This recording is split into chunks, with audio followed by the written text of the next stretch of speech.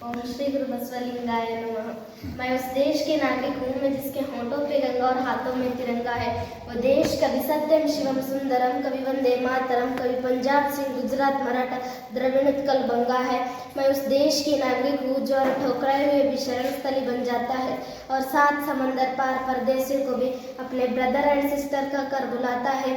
यही प्रेम की पूज्य भूमि भारतवर्ष कहलाता है, भारतवर्ष कहलाता है। परम सम्माननीय निर्णायक प्रधानाचार्य मंडल के सदस्यों, सभा में उपस्थित हुए सभी सम्मानित शिक्षकगण और गणमान्य व्यक्ति, आप सभी को स्वतंत्रता दिवस की हार्दिक शुभकामनाएं। मैं देश प्रेम और राष्ट्र निर्माण के उपलक्ष्य पर अपने कुछ विचारें आप सभी के साथ साझा करना चाहूंगी। आजादी का असली मतलब वही समझ सकता है कि जिन्होंने गुलामी की हो। हम सौभाग्यशाली है कि हम स्वतंत्र भारत पर जन्म लिया है। तो आजादी भी 1857 में ही जल चुकी थी। वर्षांत बनाकर 1947 को हमारे देश को आजादी कराई। प्राचीन, मध्यकालीन और वर्तमान भारत के उदाहरणों से मैं स्पष्ट कहना चाहूंगी कि जब हम फरेंगियों के फेरे में फंस गए थे तो तब रंग दे बसंती चोला एक आवाज में लोग टोलों की टोले उमड़ते थे और उनके वंदे मातरम नारों से खून में आने वाला 5-5 डिग्री तो अंग्रेजी शासकों की जड़ों में तूफान ला देता था। लोग मर जाते थे, मिट जाते थे, फांसी चढ़ जाते थे, तो वो भी देशभक्ति साबित कर रहे होते थे, क्योंकि ये उस दौर की देशभक्ति है जहाँ कसौटी थी। उसके बाद 62, 65 और 71 के युद्ध में गवा देने वाली औरत जब घर की हालतों को ये देख कर कहती थी कि प्यार भी भरपूर गया, मांग का सिंदूर गया, छोटी छोटी बेटियों की छोटियां चली गई, बाप की कमाई गई, भाई की पढ़ाई गई, ऐसा एक विस्फोट हुआ पता ही नहीं चला, पूरे जिस्म की ही कई बेटियां चल गई, तो आपके लिए तो केवल एक आदमी मरा है। और एक माँ अपने बेटे को सरहद पर दुश्मनों की धज्जियां उड़ाने के लिए भेज देती तो उसे पत्र लिखाकर भेजा करती थी कि अम्मा ने खत लिखा है, बड़े ही चाव से लिखा है, पुत्र ना घबरा जाना, 1 इंच भी पीछे ना हटना, चाहे इंच ना कट जाना। इस तरह पूरा परिवार देशभक्ति साबित कर रहा होता था।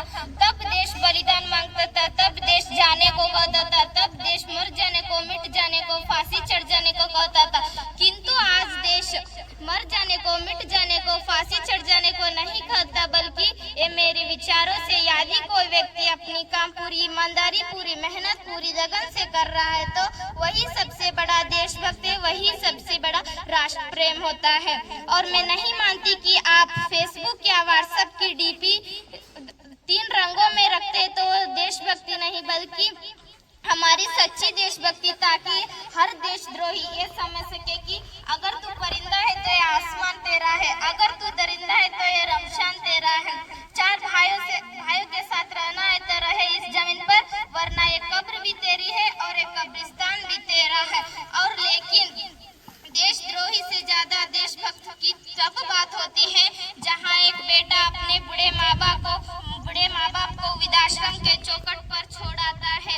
वो देशभक्ति तब मुसीबत की फंसे लोगों को जान बचाने से ज्यादा हम सेल्फी लेकर अपने लाइक बढ़ाने में लगे रहते हैं। तौर पर हम युवा को जिसके ऊपर हमने पूरी जिम्मेदारी दी थी, अपनी देश, अपनी समाज, अपनी राष्ट्र की पूरी जिम्मेदारी दी थी। आज के इस दौर पर हम वीरों को नमन करना चाहिए जिन्होंने हमारी देश को आजादी कराने के लिए अपना प्राण त्याग दिया था। महात्मा गांधी जी, सुभाष चंद्र बोस, मंगल पांडे, झांसी रानी लक्ष्मीबाई, अनेक वीरों ने अपनी सर्वस्व त्याग दिया था।